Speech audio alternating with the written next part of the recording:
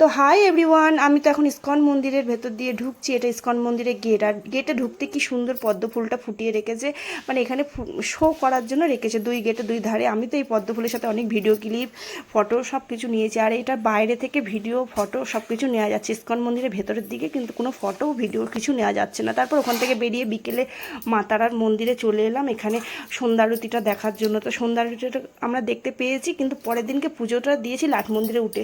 এখন কিন্তু আমরা লাট মন্দিরের ওপরে উঠতে পারিনি। এখানে যা ভিড় বন্ধুরা, প্রচণ্ড ভিড়।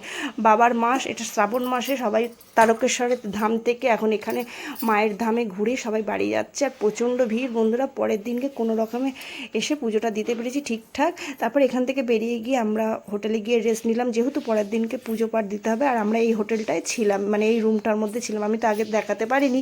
আর এখানে মা আমার দুই মেয়ে শুয়ে পড়েছে ওইদিকে, মানে আমার ডবল খাট ছিল, ওদিকে আমার হাজব্যান্ড ঘুমাচ্ছিল। তো যাই হোক, এখানে আমরা এখন একটু রেস্ট নেবো। তো চলুন বন্ধুরা, ভিডিওটা কেমন লাগলো অবশ্যই জানাবেন। আজকের মতন টাটা বাই, পরবর্তী ব্লগে আসছি, ততক্ষণের জন্য ওয়েট করুন, টাটা।